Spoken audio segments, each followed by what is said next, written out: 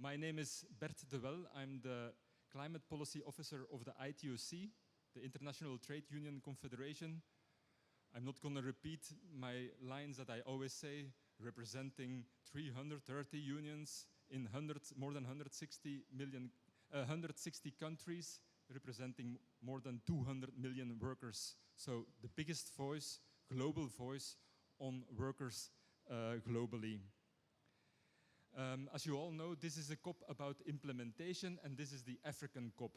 And that's what we want to show today.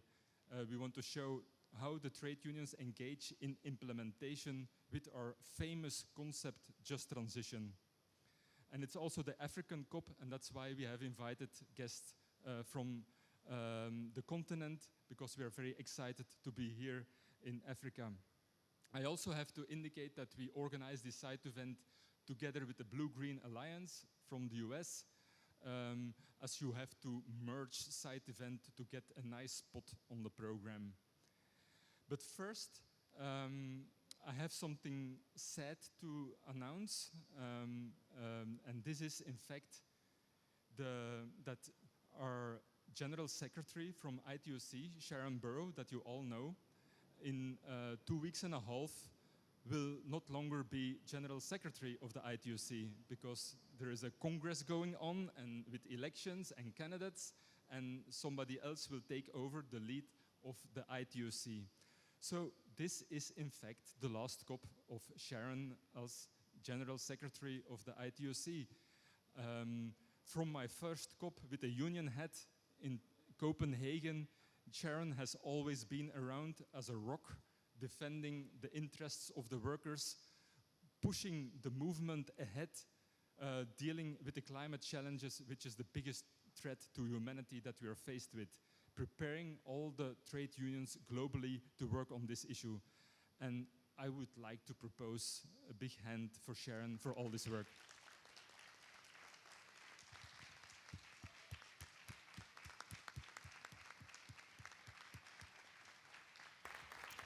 Come on, guys, I still have two weeks of work left.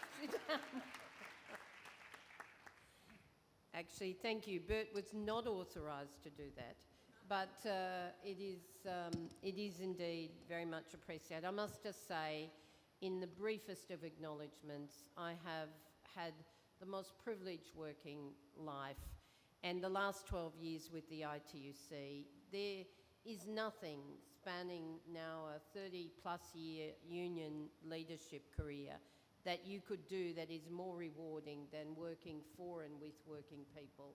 And to be able to do that in every country, not just my own, I can't tell you how rich and fulfilling that has been. But this work, and you're the frontline leaders, and many of you who aren't here with us today, over really nearly more than a generation, because we started as the ITUC fighting for just transition as an inclusive concept to bring the labour movement together around environment. Well, I can remember fights in 2000, Annabeth. How far back do you go? And I actually was the leader of the delegation in Copenhagen as the then president of the ITUC. And I must say, like all of us who were there, it was so depressing. It was so depressing. But we learnt lessons from that. First of all, we learnt that if we were going to win, we had to have allies. And we couldn't just lobby the progressive governments. We had to have allies, and we had to be organised and fighting on the outside equally as we were fighting on the inside, which is, of course, is a tried and true union truism, that you actually have to have the members behind you if you want to win. In this case, it was the members through our policy position, but it was also the fight for both human rights and just transition in Paris in 2015 that actually saw this over the line. But we also had business. We had not just civil society, but business behind us for both ambition and for just transition. Not all business, but more progressive businesses where many of you had social dialogue traditions. And I well remember how hard you lobbied, how hard you lobbied. So it is down to the leaders in this room and those who aren't here with us, who've had a long history of leadership on this question, who have never seen environment and the world of work as being things we could simply separate and say, well, we're not taking responsibility for that because we're working on our jobs over here. And of course, with the threat to our climate, it's such an existential fight that it's about the survival of humanity itself.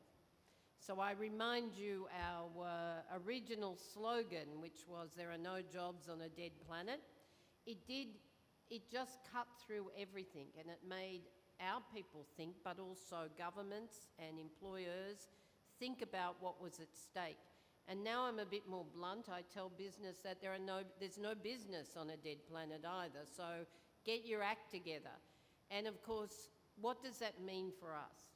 What is just transition? Let's just go back a little bit and think about what it means. In the Paris Agreement, it actually makes it clear. And it is about, in fact, making sure from the world of work that we have secure jobs, that they're climate-friendly jobs with just transition measures. So that, of course, is one of the central tenets of our broader union call for a new social contract. It must indeed be an environment where, with social dialogue as a foundation, then there are transparent plans for agreement with companies, or indeed with companies and governments on a whole of sector or a national basis. And those agreements must indicate if there are in fact displaced workers, then if they're retirement age, they must have secure pensions. If they choose to retire a little early, they must have bridges to secure pensions so that their lives are not disrupted. But if they are in fact younger workers, then they need to have income support, or income support where we can't get jobs plans that guarantee a commitment to losing no jobs, then income support, reskilling support and redeployment support, so that you can give people the hope that their lives may be disrupted for a short period in terms of work, but that they will have secure futures. And of course, for us, it's not about saying we don't care about our communities. We do care about our communities. We've always said that investment in community renewal was fundamental, that if you didn't have the support of work, you wouldn't get the support of workers if they didn't feel like their jobs and the jobs of their families and their friends and their relatives were in fact secure.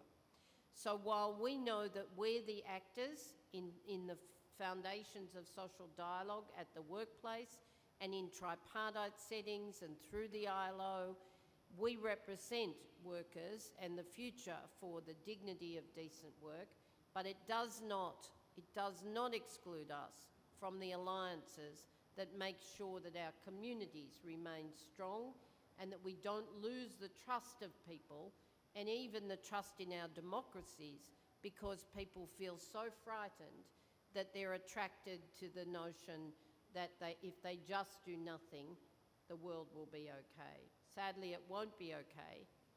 I wanted to say a few things about the work that you're doing, and then, of course, introduce our incredible lineup of panellists. But in 2015, when we won this in the Paris Agreement, it wasn't an end in itself. In fact, even before we got there were countries that were indeed, and sectors that were fighting for the dialogue to see the transitions that had to be put in place.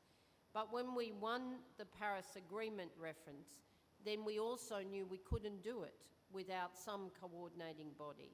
So we built the Just Transition Centre. You've all been activists within the Just Transition Centre, as well as activists here lobbying on policy and implementation, which I'll come to. And Sam, Jackie, Manzi, who else is here from the team? I'm not sure anyone else is here. Oh, of course. And Diana, who we've poached from industrial, but don't tell them. No, Diana works in both teams, and that's a fantastic partnership in itself. So thank you, Diana, and she's carried an incredible load, particularly with our industrial sectors. And their report is out. It's launched. Almost out. There's a fabulous report over a number of dialogues looking at sectors in industrial transition, the challenges of the technology, the impact on jobs, and of course, the future directions. And I urge you to read it. I don't know that Sam's here, is she? Is Sam and Jackie here? No. They must be caught up in another event. Yeah. But Diana, thank you very much. And to the rest of the team who's not here, then we are really appreciative. But of course, Bert is the person in our office with his director, Alison, and other members, and me, who are the advocates who've really built the relationship with blocks of governments, worked with the ETUC on the, and is there an ETUC person here? Next week. And the ETUC, of course, fought with the European Unions for the just transition, the Green Deal, with the pillars of just transition and the social pillar of rights, so fundamental. And so that those teams have been incredible. And I want to come back in implementation to talk to you about how we've now lifted that to the level of the UN and the foundations that it's given us to advance this work in the whole of the UN structures. Selwin Hart, who works with the UN Secretary General, will be here. He's just running late because you know what this crazy place is like. Nothing works on time. And so I want to focus today, apart from saying thank you, because for me you are the climate warriors on the front lines, and we have much work to do. But implementation is indeed the theme of this COP. So focusing on implementation, and in particular, the implementation of just transition. Then not only, of course, are your teams engaged in the lobbying and the negotiations formally, and I know Bert and Rhoda and Pia and Annabeth and many others take you through those every morning, but we also need to be aware of the bigger politics. And so when I'm not with you in those strategy meetings, it's because I'm trying to influence people who are not quite where we want them to be. And I do want to say to you that, of course, we want just transition in response measures, but that's not enough. That's not enough.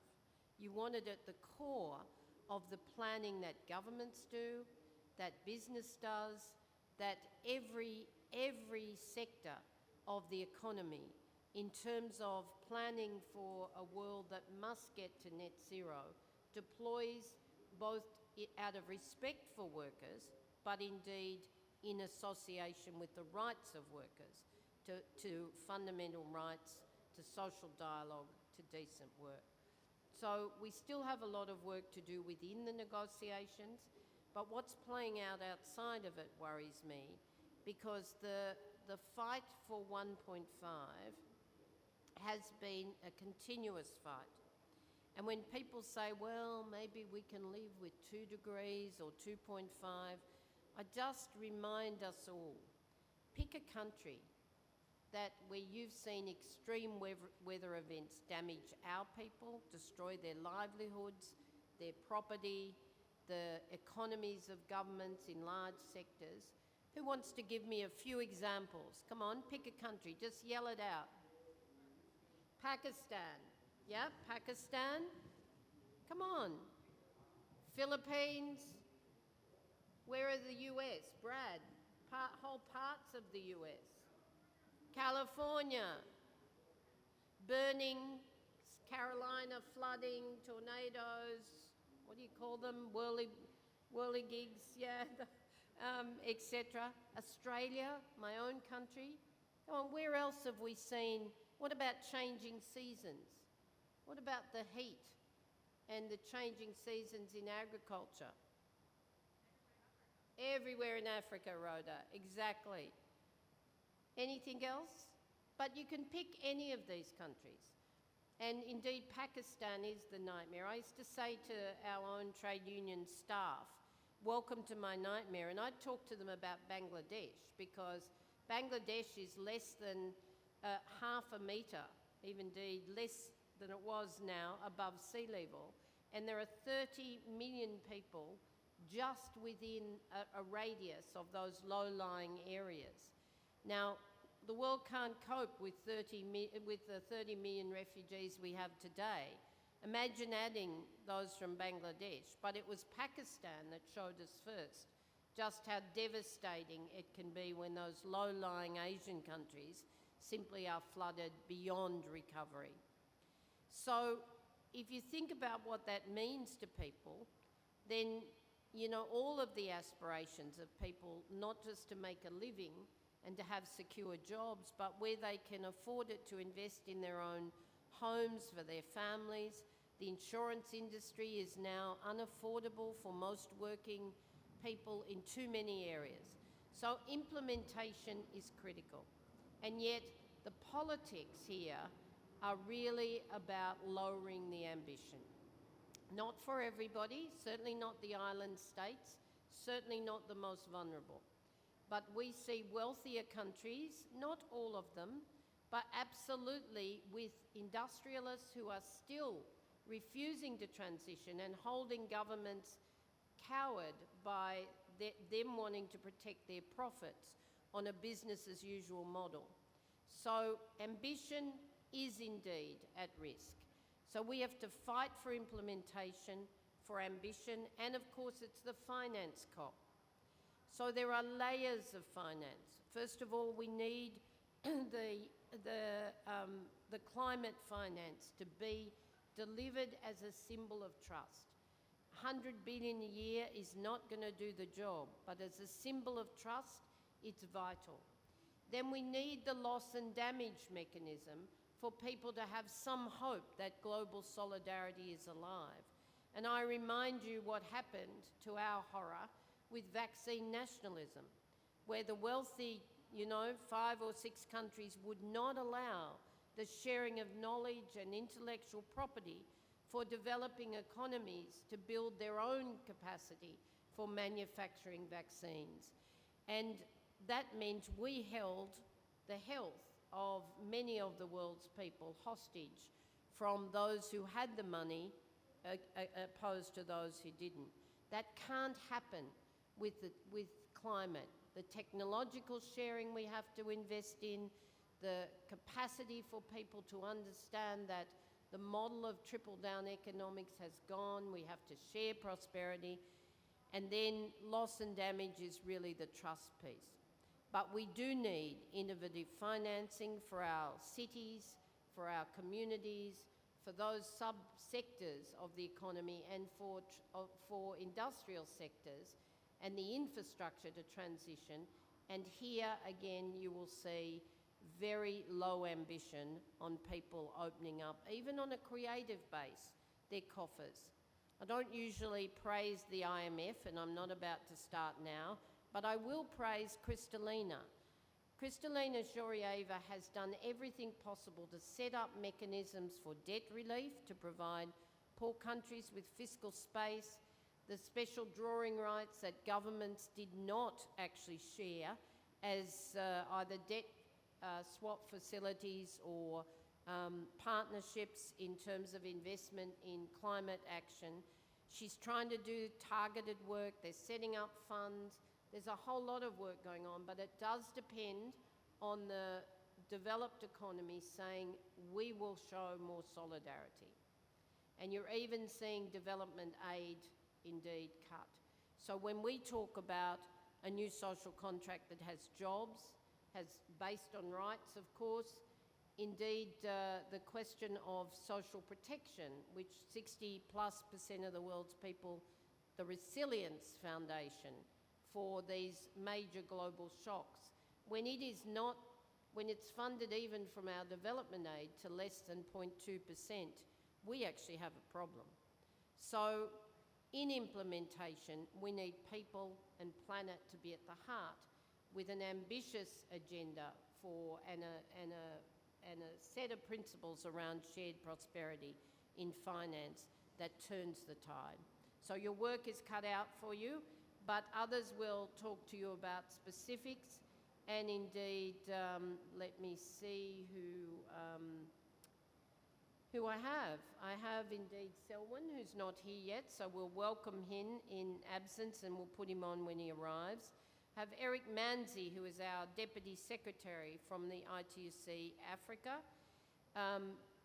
Lebo, our absolutely amazing, we call her a global leader. They actually say she's a South African woman, that's true. But in fact, while she is head of policy at the Congress of South African Trade Unions, or COSATU, that doesn't describe the work she does. It doesn't come close to describing the work this woman does in her own country, Rhoda, you know, throughout Africa, and indeed as a model for the world. So, Lebo, welcome. And Ian Fry, a fellow Australian who indeed is the UN Special Rapporteur on Human Rights and Climate Change. Critical work, absolutely critical work. And Stephen Cotton, not just the General Secretary of the ITF, but in fact my partner in crime as the chairperson of the Council of Global Unions, where we bring the industrial federations, the global union federations together with the ITUC. And Samantha Smith, who I'm sure will be here at some point, who is the director of the Just Transition Centre. So let's go with you, Eric. And Eric, I think, is going to give us a sense of of where countries are starting to act on just transition in Africa. Thank you, Sister Sharan. Good morning, everybody. Good afternoon. Okay, thank you. On our side, as a trade movement in Africa, through the ITUC-Africa office, first of all, I would like just to jump off what you say. All across the country, across the world, we need some solidarity and to work together. That's why my intervention will be focused, especially in the case of Africa, in terms of how we consider the just transition of important part of the implementation of the climate policies. First of all, we need just to recall that we share with some universal principles in terms of, for example, the decent work agenda. We are convinced that the 4 pillars of the decent work agenda, as the social dialogue, social protection, rights at work, and employment, are indispensable building block for sustainable development in Africa. And all the policies must be enough strong and sustainable in terms of to create the growth and development in Africa. When I refer to the greening of economies or enterprise and jobs, we consider it in this context of the sustainable development and poverty eradication. Economy and societies must be inclusive and for decent work for all and reducing inequalities in country and between the country. To manage well the transition to environmentally and socially sustainable economy can become for us an opportunity to be a strong driver of job creation, job upgrading, social justice, and poverty eradication. So in the African context, I think it's useless to repeat again and again that the majority of the country in Africa are underdeveloped, where there are some endemic unemployment, especially among the young people, where the respect of workers' rights is not usual to find in many countries. And I think the right transition is an opportunity to review the way we do things. But also we have some challenges. So it's possible, but in what way? This is the challenge when we know that what economy are based essentially on the exploitation. So in Africa is based, our economies are based essentially in the exploitation of natural resources, extraction sectors, etc.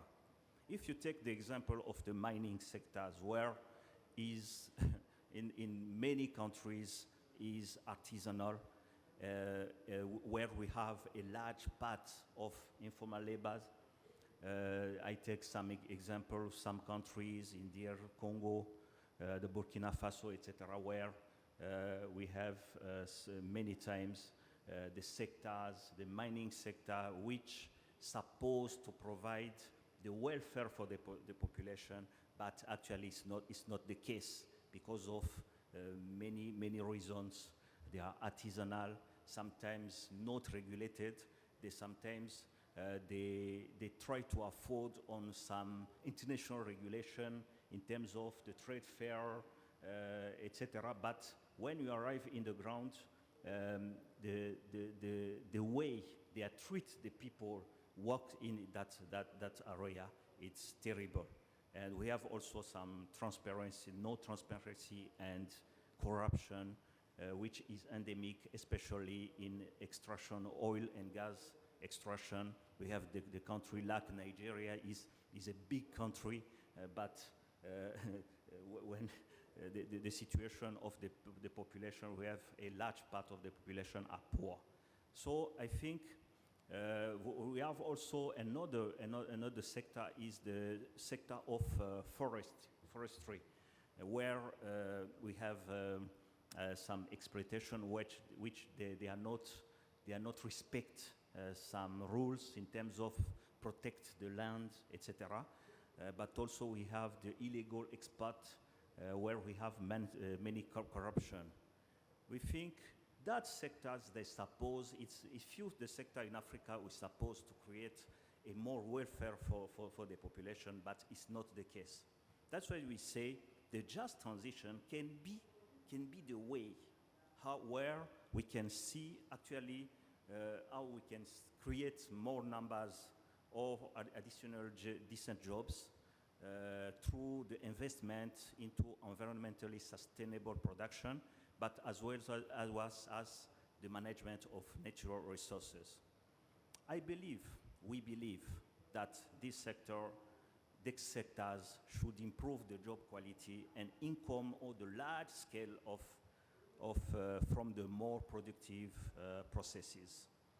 And in Africa, actually, maybe we can focus especially in the sectors of agriculture, energy, transport, but also the new technology is I think the sectors we can explore. We can explore as a trading movement to see how to do in terms of to improve the welfare, the workers' welfare, but also the population welfare. We believe that also one point very important is the affordability of the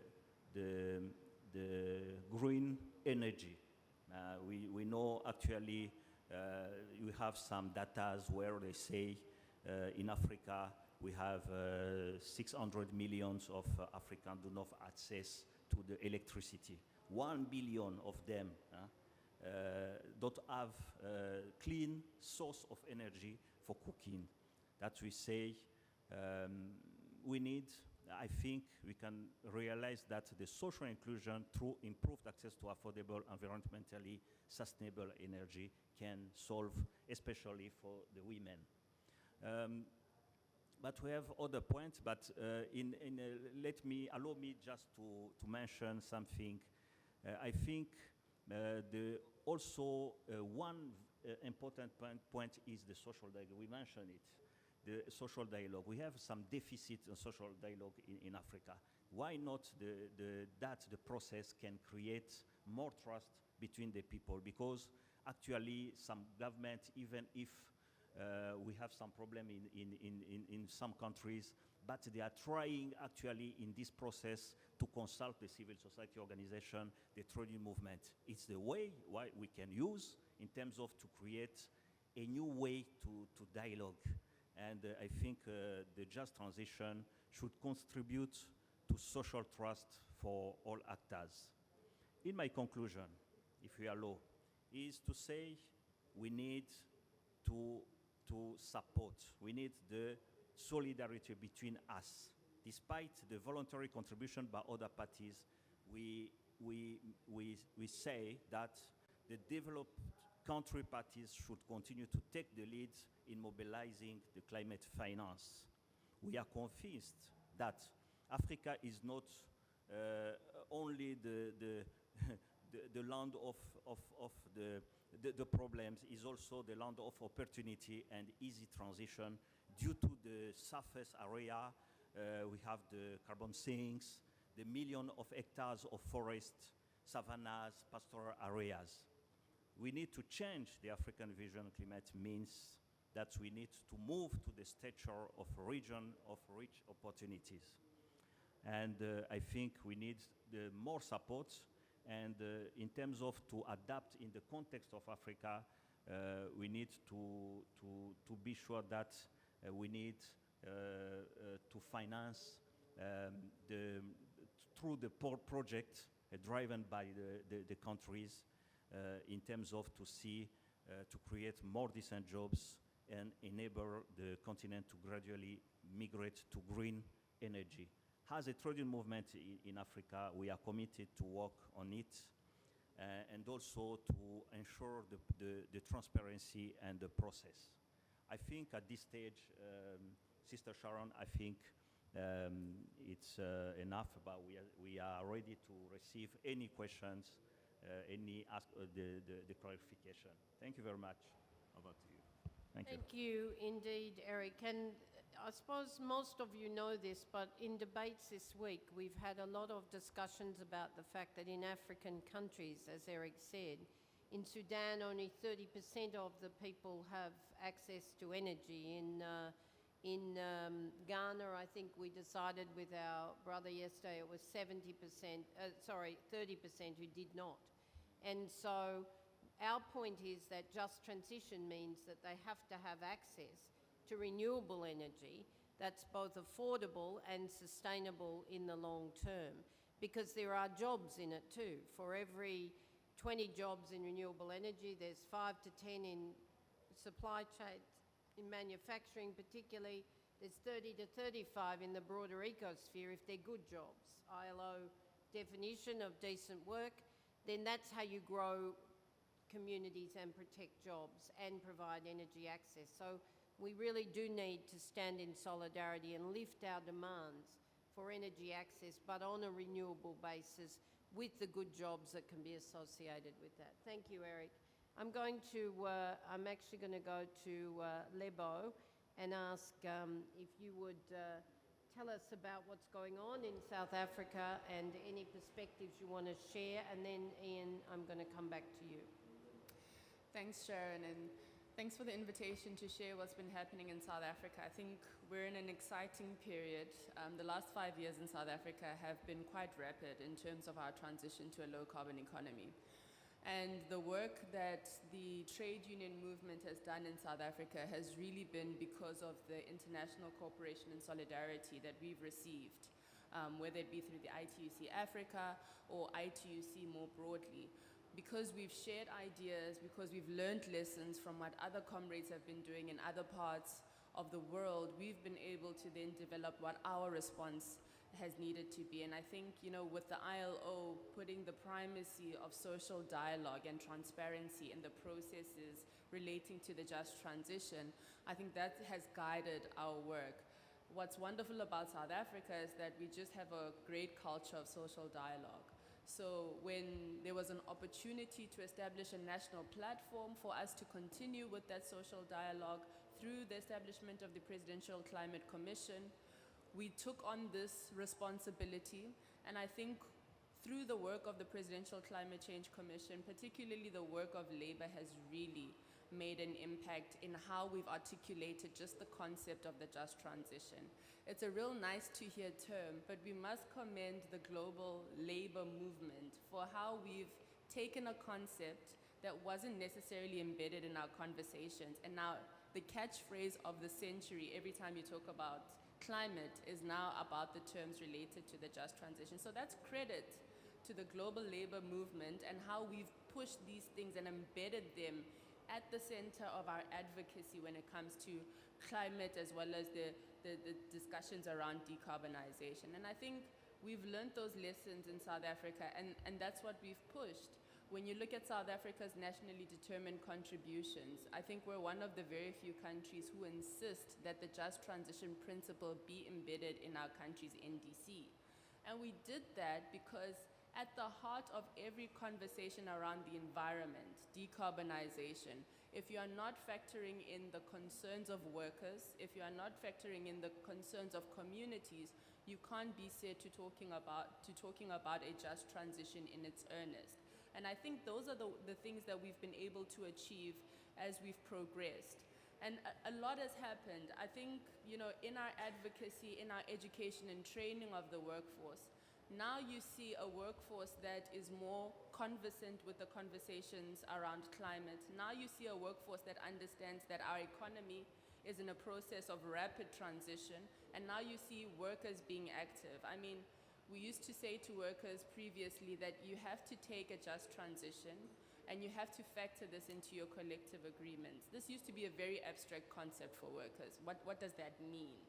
We then decided as the Congress of South African Trade Unions in our unit that we need to give workers some sort of toolkit that'll enable them to go to their employers and negotiate for a process of a transition and a just transition in the workplace.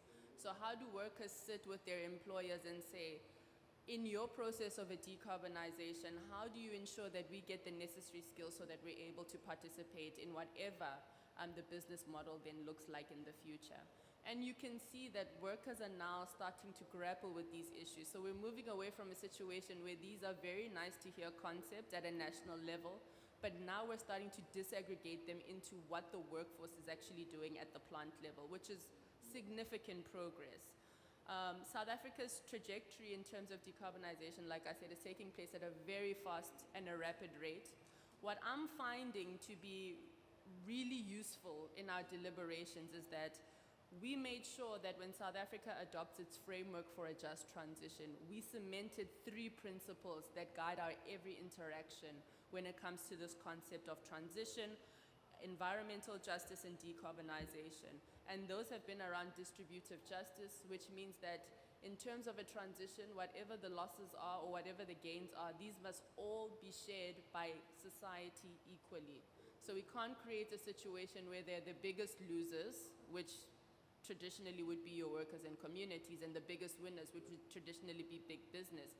We have to share in this distributive justice equally. Procedural justice, and this was very important in our development of the Just Transition Framework for South Africa.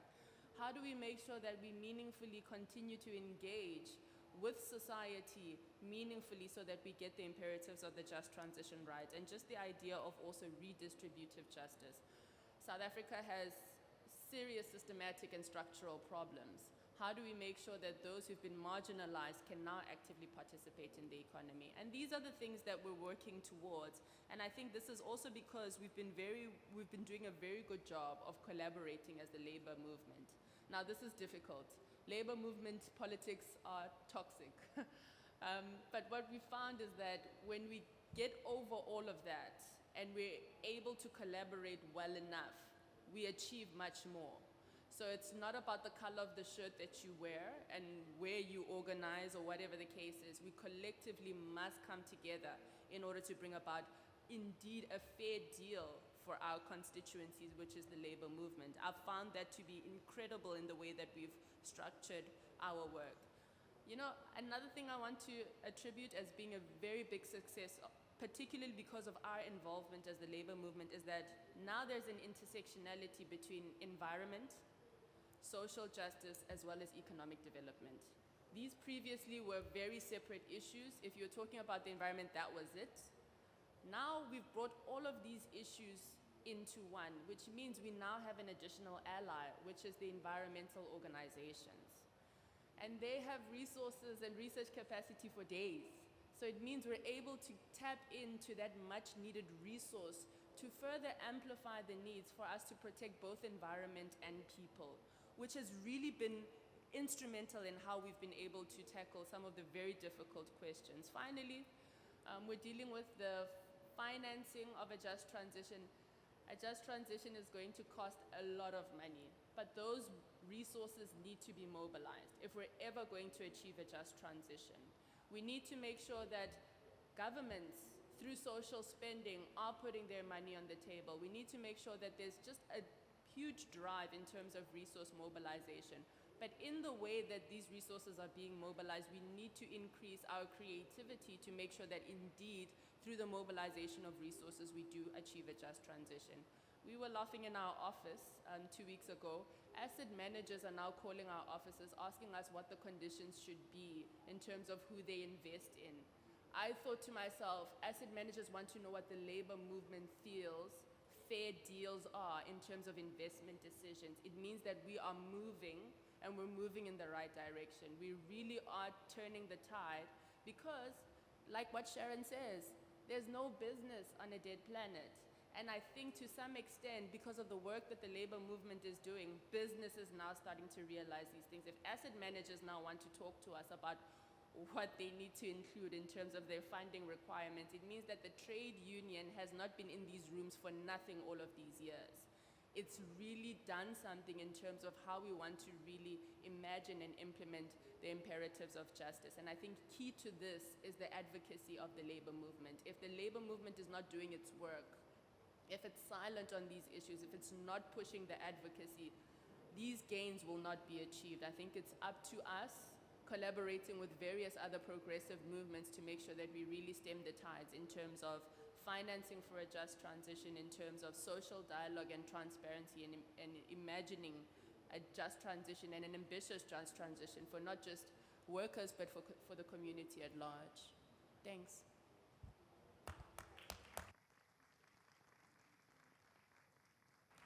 Thank you, Lebo, and never a truer word. Lebo actually mentioned our pension funds and talked about asset managers. I would remind you that in the countries that actually vest their pension funds, there is more than $45 trillion under joint trustee management. And that's a source of workers' capital that we want to see invested for good.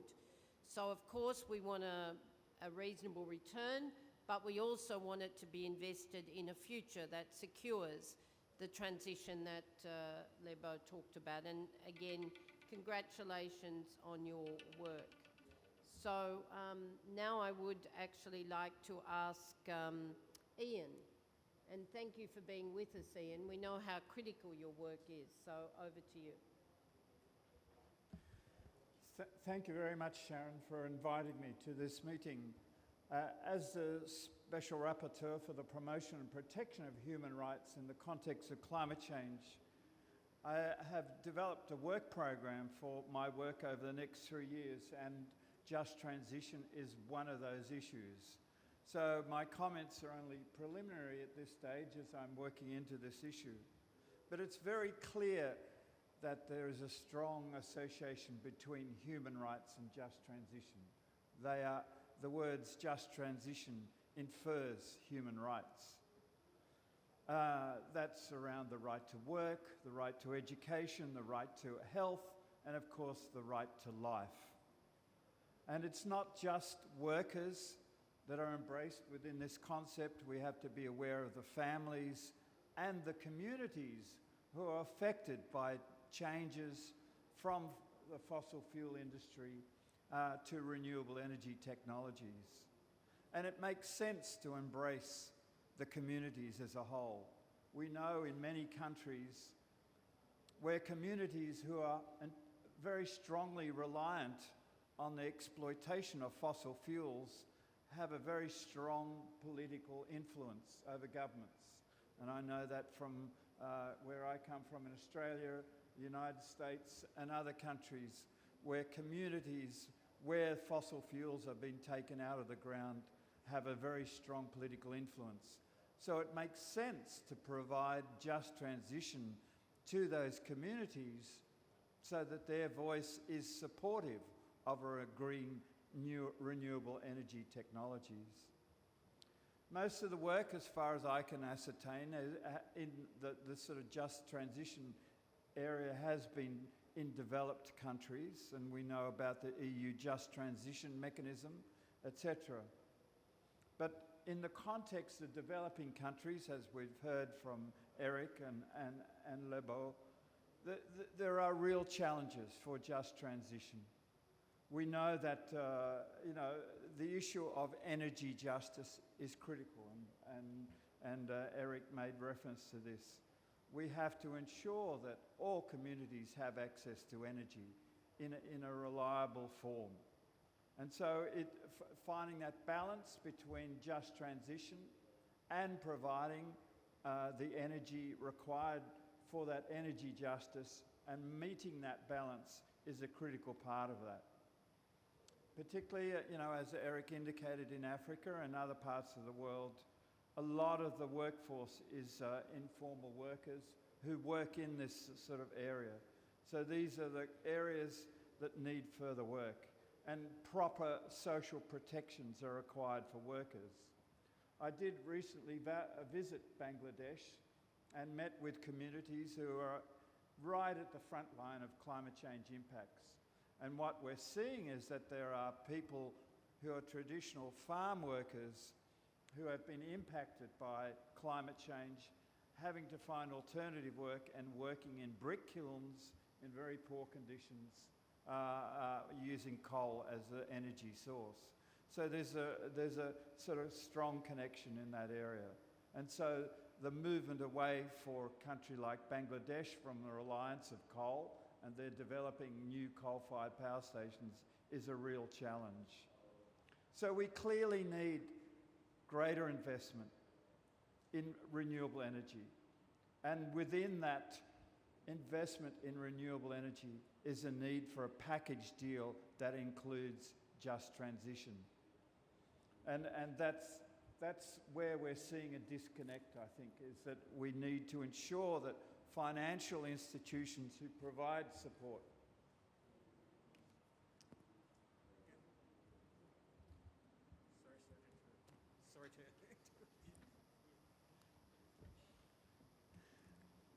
the movie star has just arrived. So, within this institutional arrangements, the Green Climate Fund that is providing support for renewable energy should be also including in their package just transition as part of that financial arrangements. We need that connection to be made. It's not easy to make that connections where renewable energies are located, may not be where the workers are that are transitioning out of fossil fuels. And providing that support mechanism across geographically different areas is a real challenge. So there are locations of technologies that don't work that well. I just wanted to sort of say that there are lots of opportunities for developing in the green technology area.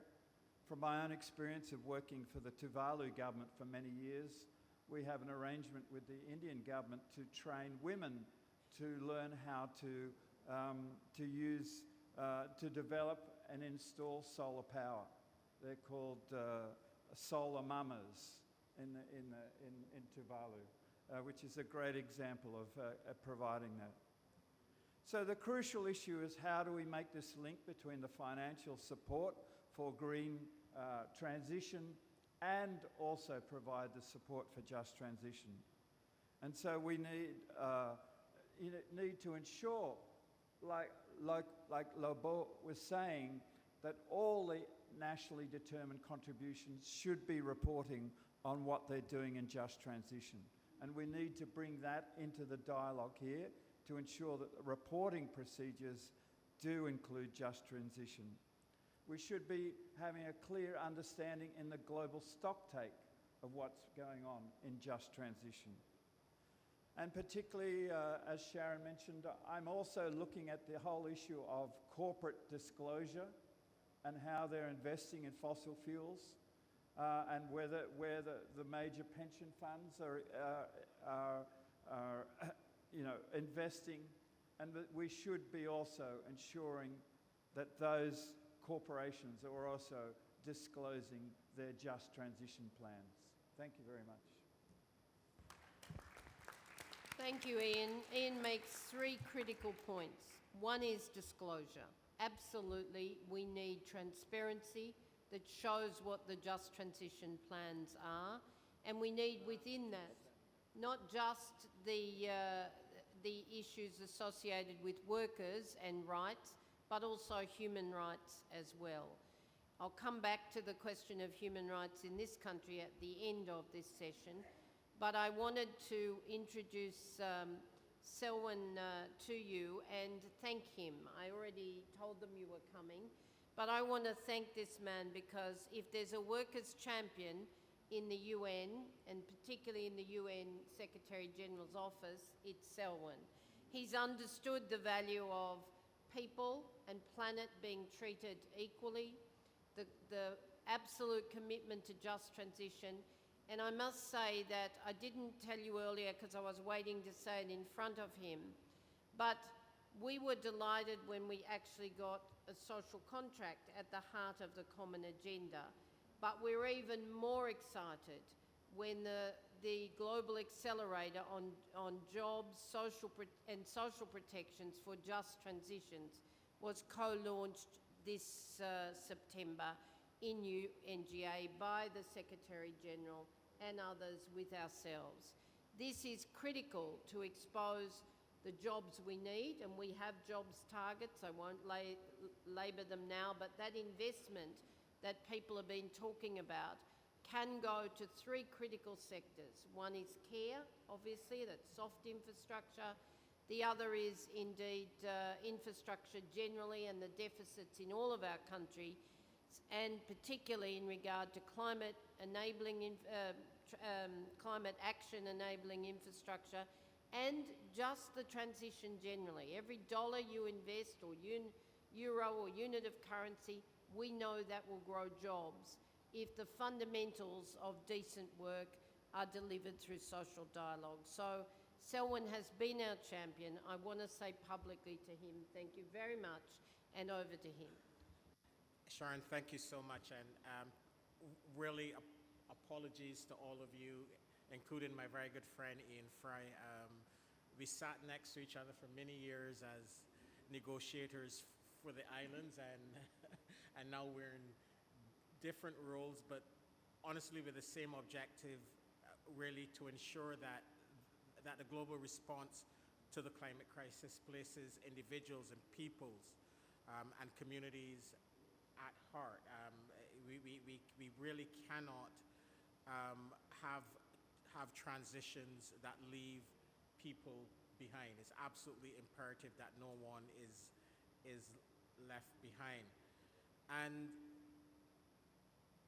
as we gather here for COP27, the reality is that we're losing the climate fight.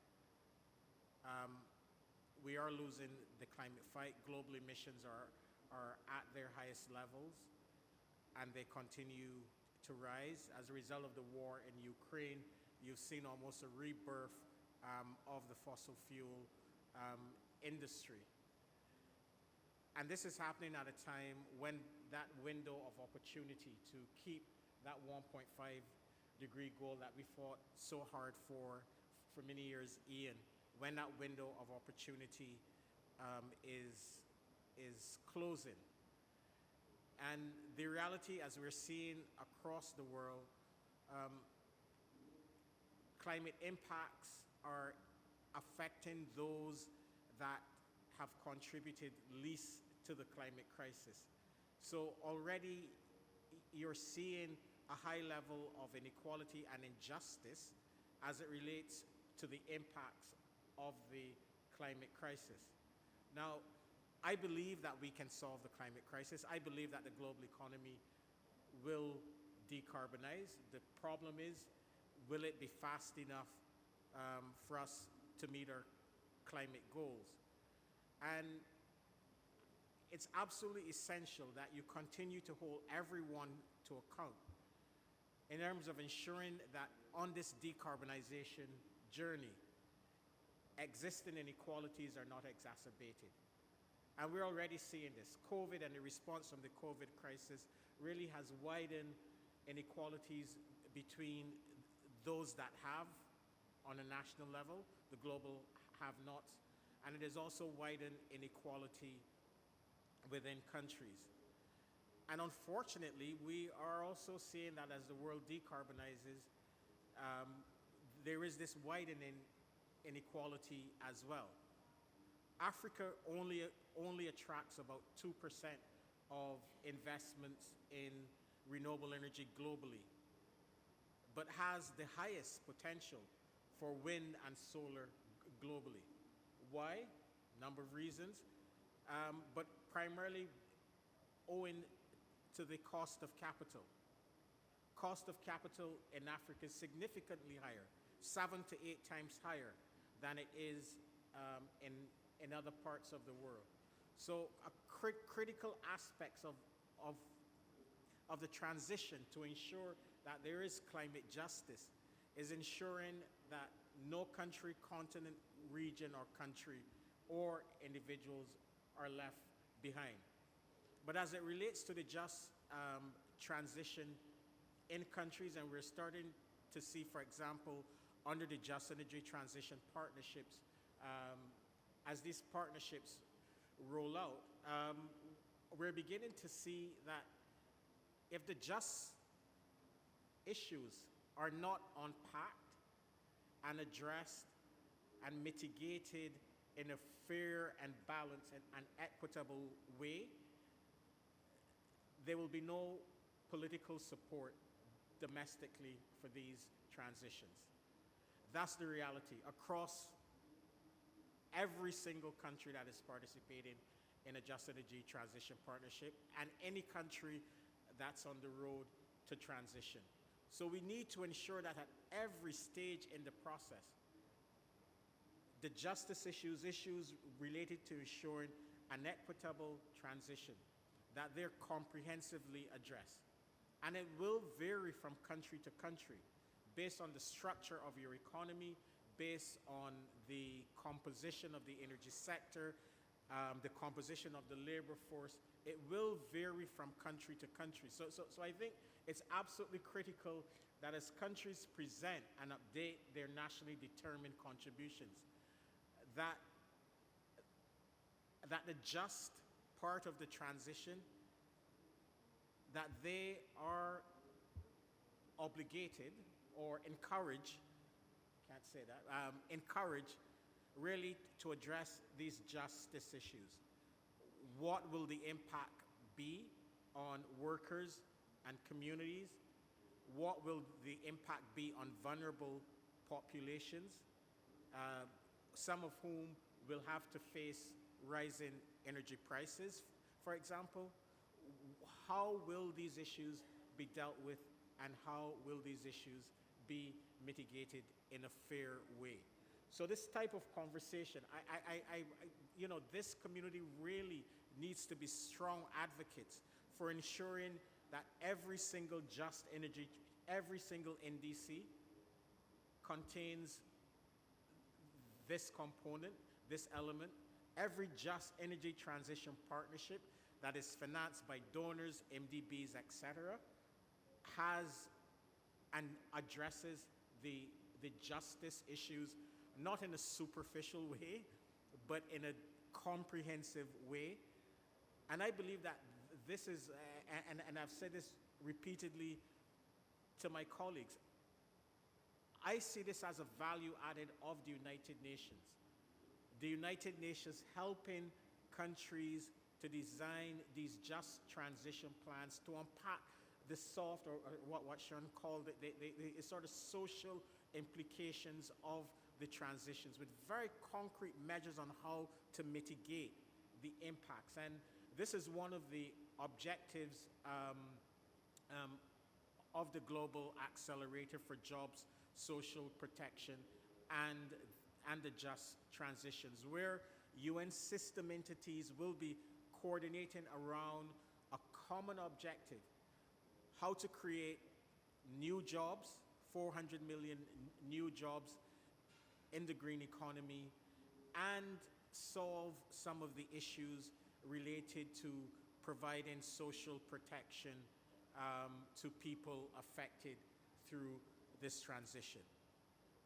As I said, if this is not done, if this is not accelerated, if this is not embedded into every transition, then these transitions will not happen, they will not be sustainable, and they will not gain the political support of the populations in these countries. So my simple message: we're here as a partner. We want to continue to work with all of you. I encourage you to advocate, strongly continue to advocate, really, for ensuring that the justice elements of the transitions, that they're firmly embedded in every single transition. We're at a moment where we know that we need to accelerate the transition to a net zero future. I believe, as I said, that it will happen, and we need to be prepared to ensure that this transition does not widen already exacerbated inequalities between countries and within people. And one final note: yesterday, the Secretary General, he participated in the launch of the report of an expert group that he set up last year at COP26. It took us a few months to actually set it up. But this expert group was mandated to look at the credibility and accountability and the verification systems around net zero commitments from non-state actors, including financial institutions, corporations, cities, and regions. And they delivered 10 really impressive recommendations. And one of those recommendations was to ensure that issues related to the just transition are embedded in the reporting, so the disclosure element, that corporates, cities, and financial institutions disclose what investments they're making in a just transition, what policies they have put in place to ensure a just transition. So what you are doing is working. It needs to be amplified, of course, but you have us as a partner, and please continue to engage us and push us to ensure that this aspect of the transition is not neglected. And sorry for being so long, Sharan, but I just wanted to make those few points. No, I think that's fine. Thank you very much. And Selwyn, can I say, yesterday gave me great heart. I already told the colleagues, because we are moving the lens on mandated disclosure. And for those colleagues who fought with their governments to get just transition into the NDCs, they know how hard it is to get governments. So we need, indeed, as you said, to continue to push as hard as we can. I know you have to go. Thank you very much. Yeah. Steve, you launched a report this morning, which is a product of just, as I said, 12 months of work or less since the announcement last year. So tell us what's going on in terms of transport, sustainability and just transition. Thanks, Sharon. I'm not sure it's very easy to follow Selwyn, and thank you for that message of solidarity, and on behalf of the ITF, we'll be taking up that partnership. It would be remiss of me, both in the capacity as General Secretary and Chair of the Global Council of Unions, not to echo the thanks to Sharon. And I hope I embarrass her slightly, because I think it's a reality that people like Selwyn were not on ITUC and therefore not on Labour's side until the advocacy and leadership she's shown us. So not only are we losing an amazing leader, but we're also losing, and I'm not sure we really should lose her, an advocate on climate change that's created opportunities for all of us. So I'll start my representations before I bring you up to speed. And Sharon, anytime you feel I'm going on, please stop me. So first, as the transport representative, I feel I have to apologise because transport is responsible for 15% of all of the world's greenhouse gases.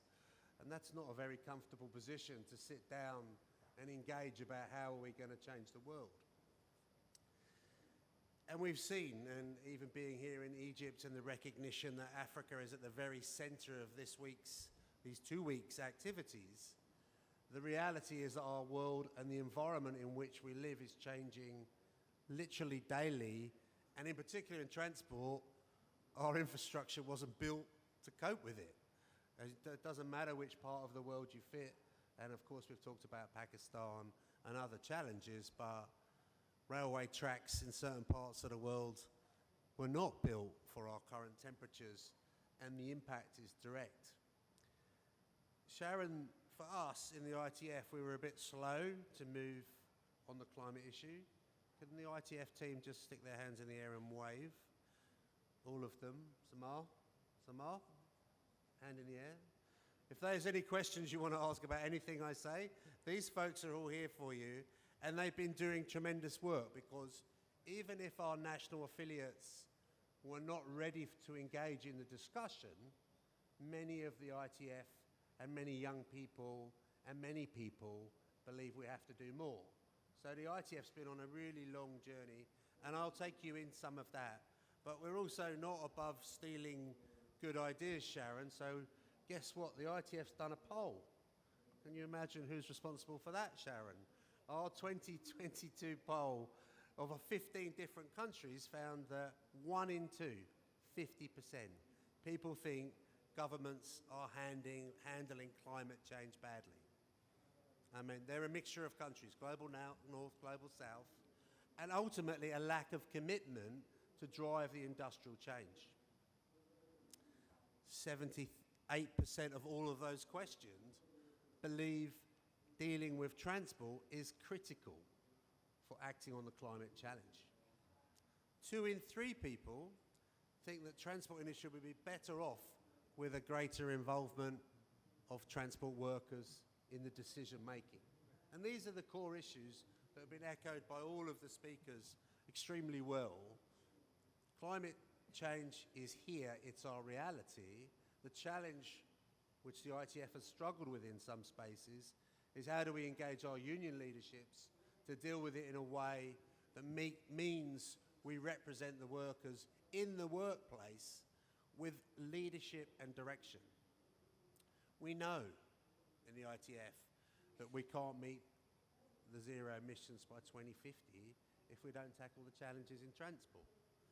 And that has to recognise all the different modes of transport are quite different, and we echo Ian's comments about human rights for us, our trade union rights of representation, which is our day job, but now climate change is our day job. We have to communicate to the members that if they're not at the table when they're talking about the transition or the change of technology or the additional skills, when will they be at the table? They'll be given a fait accompli, as sometimes we see, sometimes in these environments. And again, that takes me back to Sharon, and whoever fills her shoes has a lot to do to make sure that voice of strength, unified voice of strength, is in place. So today, getting on with some detail and not just talking, we have launched a joint initiative with the findings of a just transition for seafarers with the UN Global Compact. And we've done that in the sense of trying to make sure seafarers are at the table. ITF is pretty strong in the seafarers space.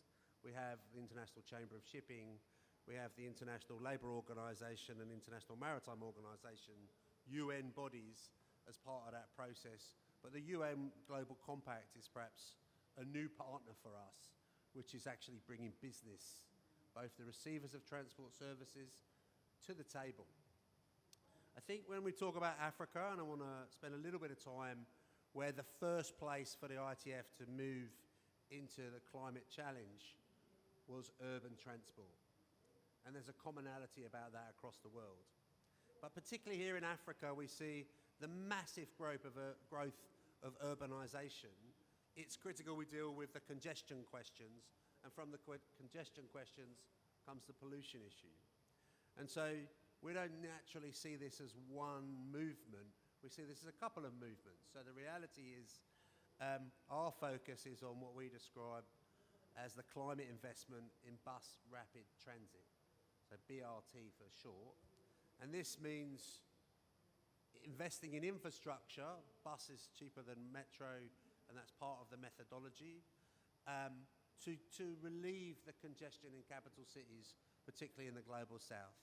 We've been working very closely with the Global Labour Institute to carry out labour impact assessments in Abuja, Nairobi and Dakar. And very much to the conversations that we heard from both Ian, Selwin, and very much in line with the South African, which I think is the ethos anyway, we have to look at the workers that are currently workers who are precarious workers, the people providing irregular taxi service in cars that perhaps are not to the highest, safest standards and are not with the regulations that we would like to see for them. So we've been engaging with them, and in certain parts, again through the leadership of Sharan from the World Bank, saying the social element is fundamental to the successes of these programs. You have to convince these current drivers and or their families and or the current clients that what we will bring in will guarantee them good jobs, secure jobs with proper collective bargaining, with proper social benefits. And that's been very successful. And we've got another two working in the Philippines, dealing with jeepneys, and hurry up, Steve, and also in Jakarta. Ultimately, I think I can go ultimately, Sharan. The key question is leadership and how we get the workers' voice to the table. That's got to be a coalition of the willing, including governments, various stakeholders, NGOs, unions. But it's utterly critical that we make sure the cost of these transitions don't fall on the individual workers. And at the end, whether we like it or not in the labour movement, it all comes back to the money. And the conversations about, we hear about the trillions of dollars for the green investment. We have to have our plans inside that process. The ITF has it in shipping, the ITF has it in urban transport, the ITF plans to have it in civil aviation.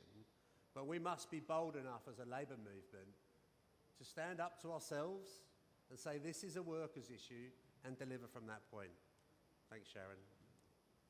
Thank you, Steve. And I can tell you that Steve and his team really have delivered in terms of convincing their own members, in terms of the partnerships they have built and are building in their sector and beyond. And indeed, as I said, Diana's here from Industrial, and I think Sam will say a little bit more about that. But it is great to see that the industrial federations are actually at the forefront of driving this transition. And Steve, I congratulate you absolutely. I've been a very bad moderator, so I'm going to let Sam close, except for one announcement. But before I do that, is there anyone who really wants to say something that you want us to hear? Anybody out there who really has a burning issue, question? No? Well then, Sam, over to you. I did give you and the centre a fulsome introduction, so I'm not just ignoring you. Okay, so how am I going to fill the rest of the time here if you've already said, no, I'm joking. So good afternoon, everyone. My name is Sam Smith. I'm the director of the Just Transition Center. And I have just come from facilitating a roundtable in the global stocktake on just transition. And it was packed, right? We were sort of jammed into a corner in one of the plenary rooms. I don't know exactly how many people there were because we were sort of packed in there together, but certainly more than 50 people, many of them from parties. And we had a 2-hour, very lively and intense discussion about just transition in the context of response measures. And some of the countries that were talking about just transition included China. We had a gentleman from Saudi Arabia who spoke, sort of, but also just a very wide range of countries. Trinidad and Tobago has a just transition plan. They're developing an implementation plan for it. Guyana is interested in getting information and capacity building about how to work with unions on just transition. There was even a little shout out from the UK. They talked about their Green Jobs Task Force, where the TUC has been there. The EU talked about its just transition mechanism. So we heard from the new Chilean government about their arrangements for just transition. So I guess the main message back is that, when I at least started to work with ITUC in just transition, this was a discussion that would never have happened. There were very few countries that knew about just transition, very few governments that were willing to talk about it. Now, not all of these governments talked about workers, but most of them did, actually, and a few even used the word unions a few times, which of course we like.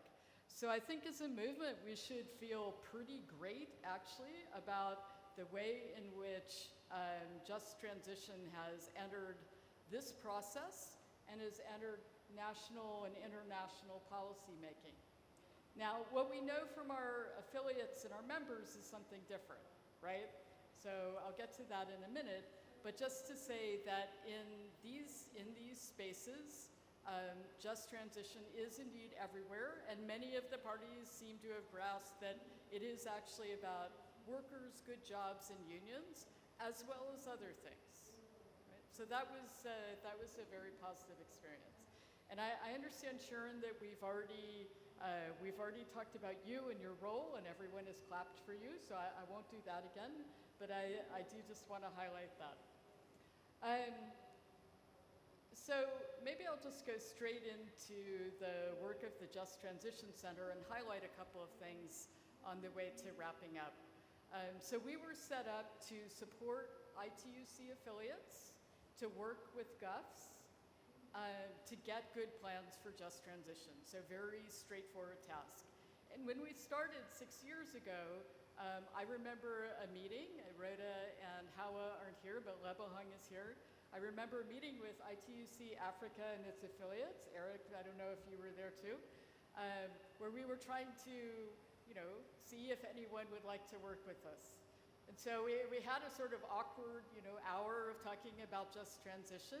But then at the end of it, the Nigerian Labor Congress approached us and said, no, actually, we want to work with you. Let's talk about how we could do this. And we also then started to work really a lot with COSATU, who in fact brought the issue of just transition onto the agenda of our movement more than a decade ago, right? They were the first national center with a policy on just transition, which really didn't need revising until very recently. So that was kind of where we started. There were some European countries that were very keen on just transition. LO Norway was very keen on just transition.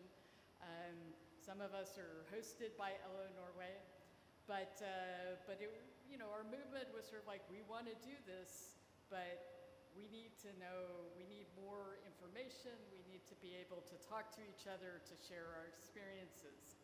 And so now when we get together as unions and we talk about just transition, unions in almost every country now and across the sectors, not just industrial, not just ITF as much as we love you, but also BWI, also PSI, and Education International, all with programs of work on just transition. And in the Just Transition Center, you know, we've worked across these different parts of our movement, so with the national centers, but also with your affiliates, with the GUFs and their affiliates, and also on different levels. So with cities, through a cooperation with the global organization C40. It's an organization of mayors who are very interested in climate change. ITF and BWI are also now part of that partnership and really driving it forward in transport and construction. And finally, on a regional basis with the regional centers. So really, it's been a whole of movement mobilization, I would say, around this issue, which is the way, in my view, that we should talk to our members about climate change. So just to go really concretely into some of that work, as Sharan mentioned earlier, we have an initiative with Industrial and with LO Norway, the Norwegian Trade Union Confederation, which is about just transition in the energy sector, and particularly in oil and gas. And over the course of the last year, we've held 10 digital workshops involving elected leaders and senior staff from most unions in most of the world's big oil and gas producing countries, but also some countries that are big end users, like South Africa, like Germany, and so forth.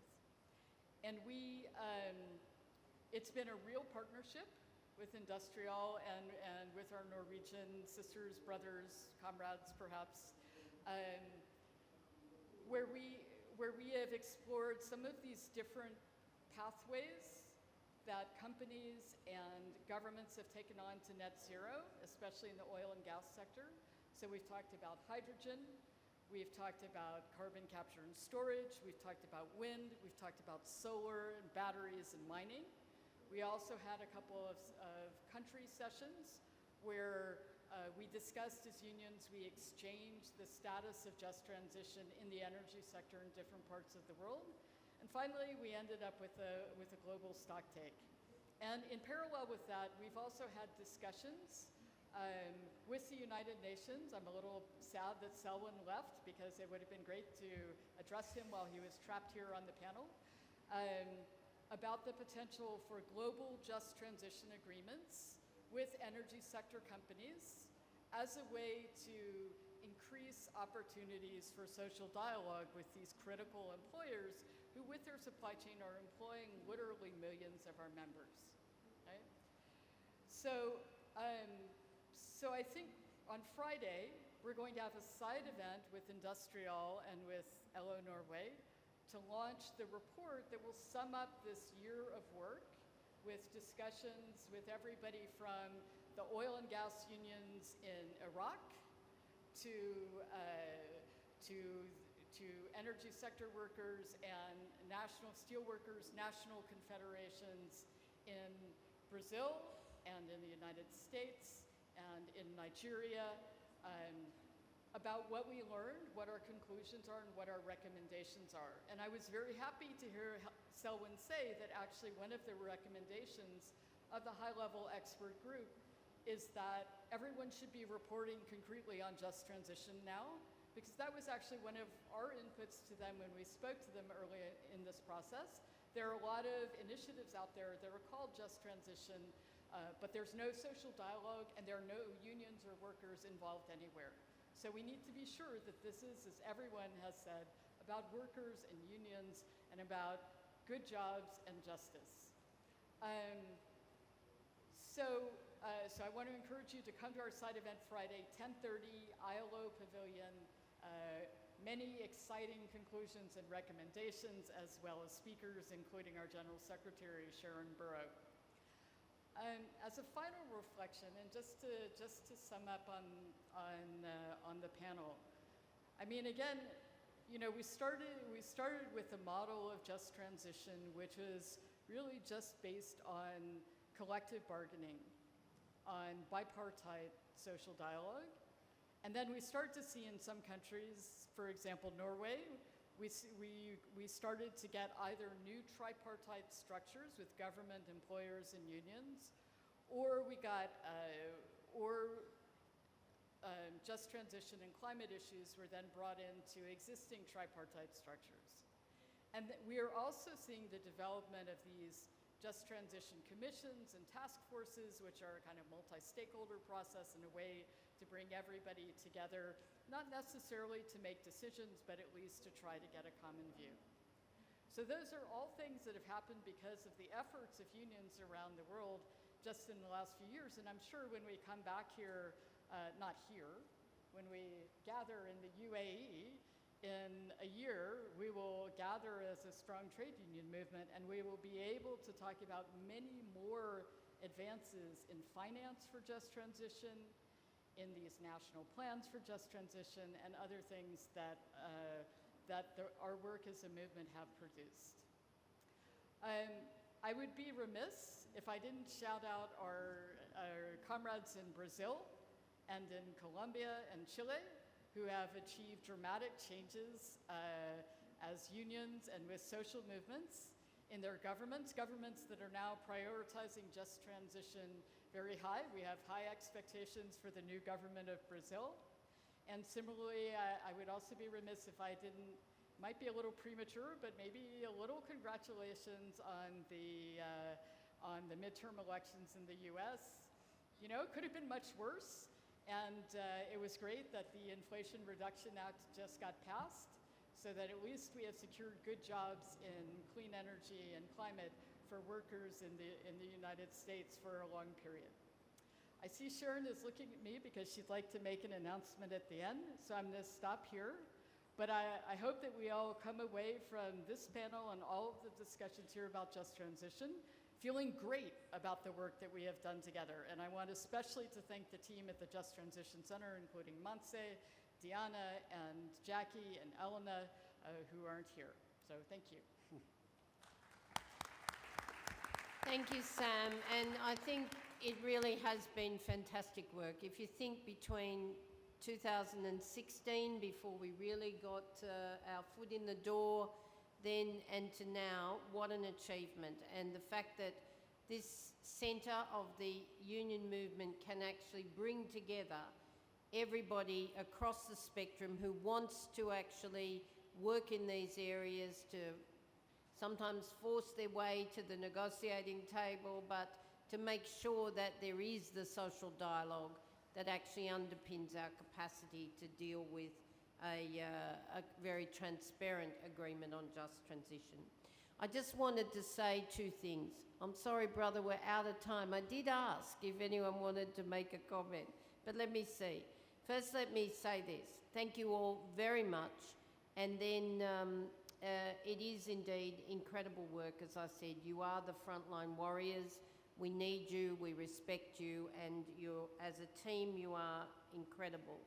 I also wanted to tell you about, very briefly, because Bert will tell you the details, but there is a commitment to support our civil society colleagues in what is a joint ambition to raise the human rights record of this country, but to do it in the body of embodiment of one person, Abdel Fattah, who is indeed in prison, a British national, has gone on a water strike and is in danger of health complications and worse.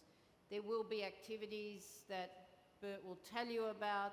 Human rights abuses are our business. They're at the heart of our business. And Sam said it, if we don't have strong democracies committed to fundamental human and labour rights, then this work we need to do to stabilise the planet, to put people and planet at the heart of our economies is impossible. So we will make sure that none of you are debadged, for those of you who remember Madrid, and so follow Bert's guidance on this. I would like not to have to renegotiate you back into the centre this time, but nevertheless, we do stand in total solidarity for the release of Abdel Fattah, and I must say the call for the release of other prisoners. As we walk out the door, there's a brother Bert who wants to say something, but from me, thank you very much.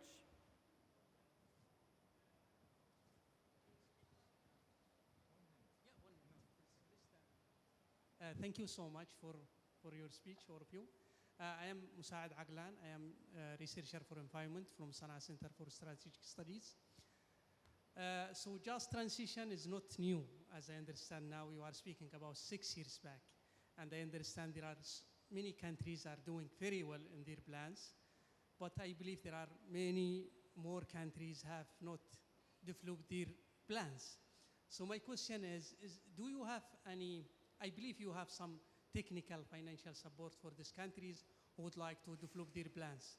But do you have any special database, special contacts where those countries can approach you to support them? Thank you so much. So just talk to Bert or Diana here in the second row or Sam, but we are not a funding mechanism, but we do provide solidarity for our union colleagues.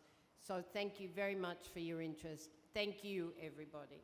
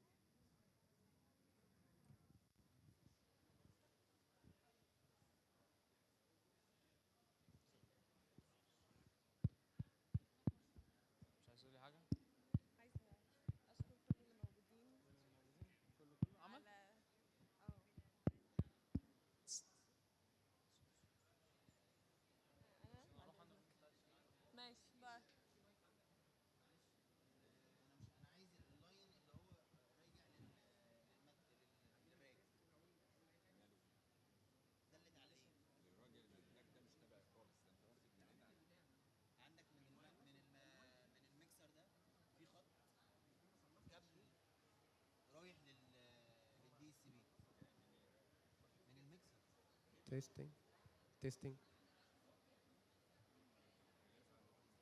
testing. ماشي وانا مش بتكلم عادي يعني. testing testing testing testing